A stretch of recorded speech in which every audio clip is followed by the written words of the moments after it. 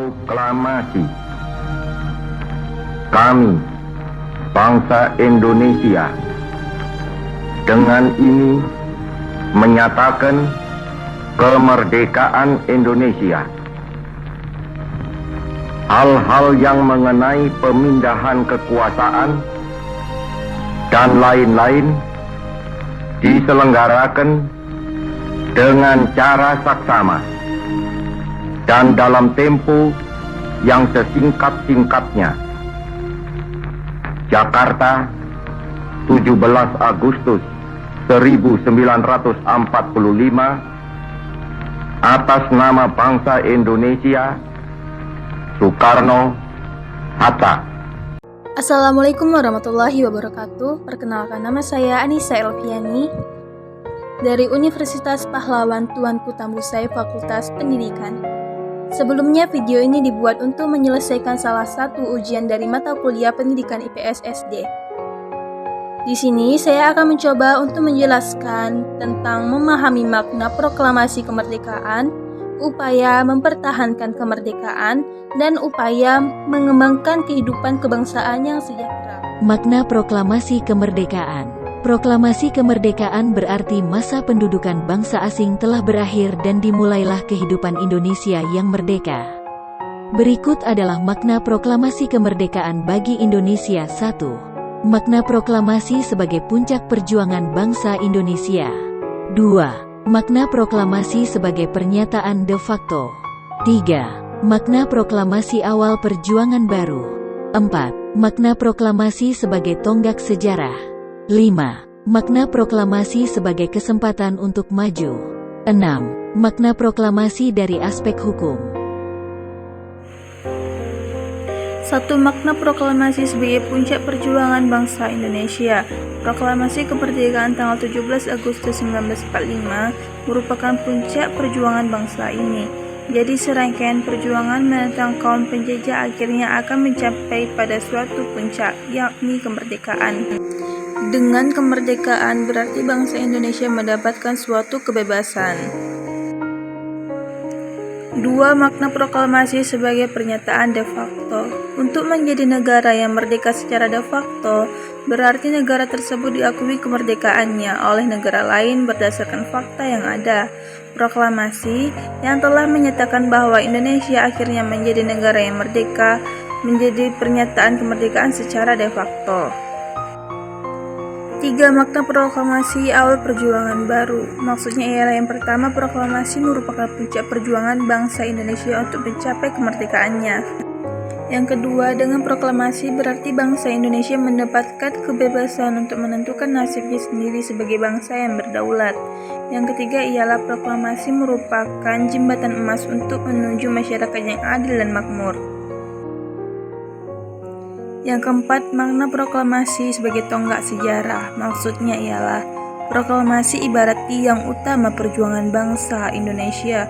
Untuk itu, untuk tetap mempertahankan kemerdekaan dan menjaga martabatnya, proklamasi juga menjadi akhir dari penderitaan rakyat akibat penjajahan.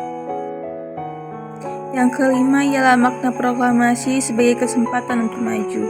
Maksudnya ialah setiap rakyat Indonesia memiliki kesempatan untuk merubah nasibnya, seperti mendapatkan pendidikan yang layak asalkan mereka mau berusaha mengubah keadaannya sendiri.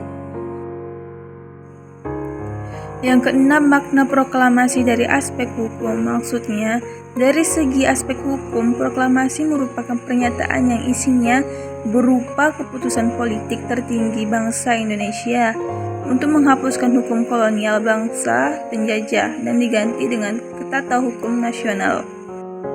Materi selanjutnya ialah upaya mempertahankan kemerdekaan.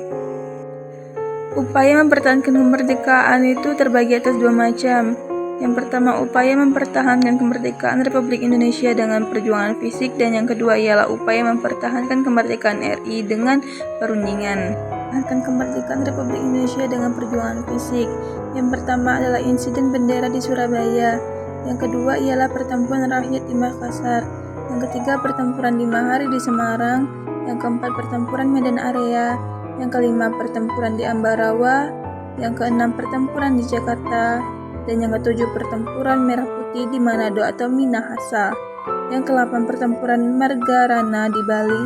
Yang ke-9 pertempuran 5 hari di Palembang. Yang ke-10 agresi militer 1. Yang ke-11 agresi militer 2. Dan yang ke-12 serangan umum 1 Maret 1949. Untuk upaya mempertahankan kemerdekaan Republik Indonesia dengan perundingan ada 4. Yang pertama perundingan Perjanjian Linggarjati, yang kedua perundingan dalam Perjanjian Renville, yang ketiga perundingan dalam Konferensi Meja Bundar atau KMB, dan yang keempat adalah perundingan Rumroem. Di sini saya akan menjelaskan secara ringkas tentang beberapa upaya untuk mempertahankan kemerdekaan Indonesia.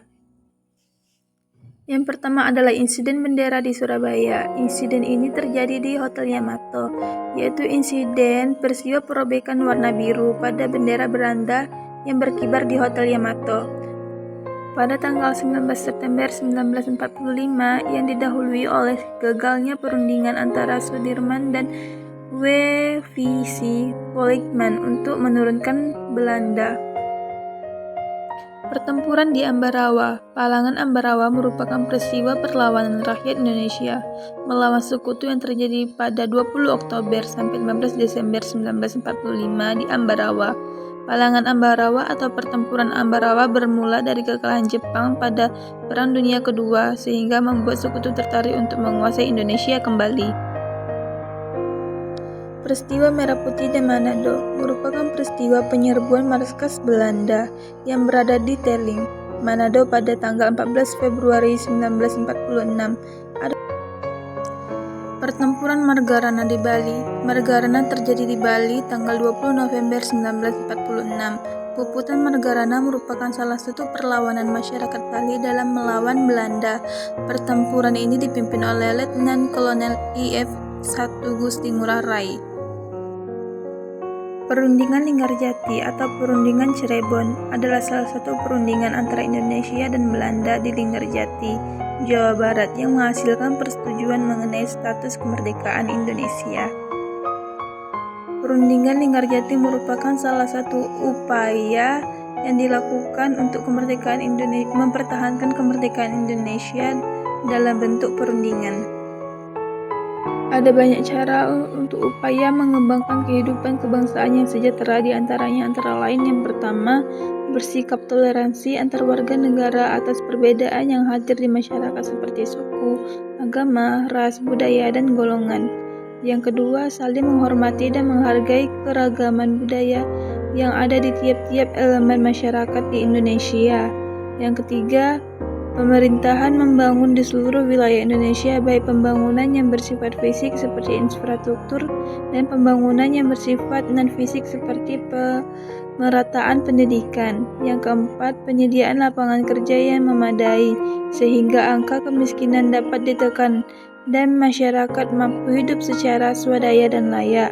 Yang kelima ialah menyediakan dan memperbaiki fasilitas umum dari negara agar masyarakat dapat dengan mudah mendapatkan dan memanfaatkan fasilitas umum.